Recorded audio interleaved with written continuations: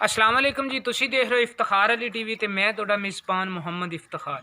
जिस तरह जनाब तुसी जानदे हो हर रोज़ मैं लैते आना कोई ना किसी ना किसी जानवर की वीडियो। इस तरह जनाब अज प्योर साहीवाल दी जनाब है जानवर उनकी लैते आया मैं वीडियो। मैं उम्मीद रखा दा भी मेरी वीडियो अज वाली आवे दी तुहानू पसंद।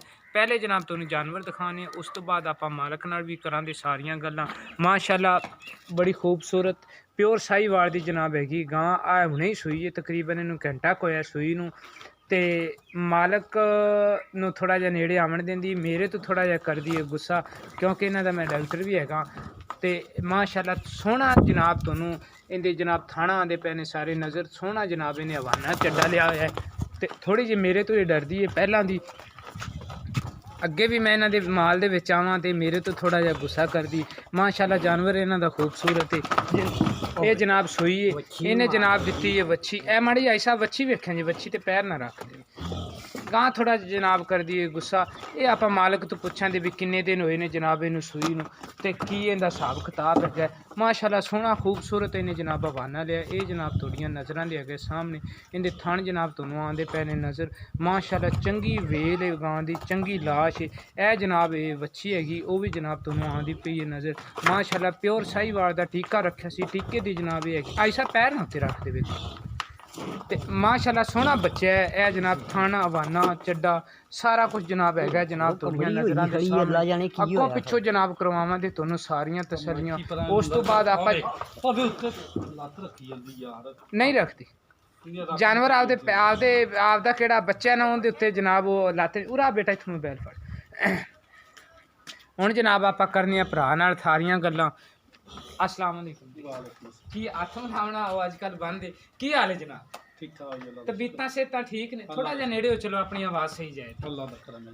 सारे गां कदों सूई है? ये जनाब एक डेढ़ घंटा पहले सूई है। घंटा डेढ़ घंटा हो गया इनू सूई? हाँ जी हाँ जी। ते एक किनवा सूआ सूई? ये तीसरा सूआ सूई है जी। तीसरा सूआ सूई? हाँ जी। पहले इंदा बच्चा खड़ा जी अपने। अच्छा ए कोले किहड़ा दा बच्चा इंदा? हाँ जी। पिछले सूए इस तो पहले जी कहंदी वैड़ सी जी। साहीवाल नस्ल दी सी ओ भी जी। वो असी बेच दित्ती सी। अच्छा वो तुसी सेल कर दित्ती सी? हाँ जी हाँ जी। ठीक हो गया।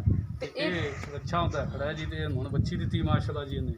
ये मनसब भाई ये दूसरा पिछले सूए कितना क दुध करती? पिछले सूए 10 तो 12 किलो कर दी थी जी। एक टाइम दा 10 तो 12 लीटर? हाँ जी पट्टे पुट्टे पा के माड़ा मोटे गुजारे नाल ही लेंदे रहे। आओ अपने घरेलू हालात जिवें हुंदे कोई अपने फार्म वाला सिस्टम तो हुंदा नहीं। फार्म वाले ने थोड़ा जिहा दुध ज्यादा खुराक देनी हुंदी, ज्यादा एवरेज लेनी हुंदी। जे अगर आपां इहदे तो 12 लीटर दुध लैने ते केड़ा फार्म वाला बंदा है उन्हें तकरीबन इहदे तो 16 तो 18 लीटर भी इनू ए जे जानवर नू लै जांदा है। पाण नाल जी ए हां सारी गल है पावण नाल। अंडा शंडा पाए खाल शाल पाए तो फिर माशाअल्लाह ज्यादा भी कर सकदी जी। ज्यादा भी कर अपने कोल पिछले सूए हल्ली तई तो चोई नहीं जी। ते पिछले सूए 10 तो 12 किलो ताईं एवरेज इहदी है सी। यानी कि पिछले सूए जिन्ना ये दुध हुण इस वारी भी इंशाअल्लाह करेगी। ठीक हो गया। ते ए मनसब भाई तीसरा सूआ सूई है ते हुण जनाब इनू सूई नू अजे तक होया घंटा डेढ़ पहले हली जेर नहीं पाई जी। अजे ताईं जेर इन्हें नहीं पाई। ते प्यार मुहब्बत वाला केड़ा इंदा रेट है ना वो ही तुसी करना है। इंदा प्यार मुहब्बत नाल रेट तो ए जी 175 है जी। 175 है? हां जी हां जी। 175 दे विच कोई माड़ी मोटी कोई प्यार मुहब्बत भी हो जाए? प्यार मुहब्बत कोई दूर तो आएगा भाई लैन ते ओनू कोई किराए बारे वास्ते कोई रियायत कर देवांगे। अच्छा कोई कुछ ना कुछ कोई रियायत करो कर देंगे जी। ते तुहाडे कोले मोबाइल है WhatsApp तुहाडे कोले चलदी है? चलदी। तुसी आप दा नंबर जरा मेरे भरावां नू दस।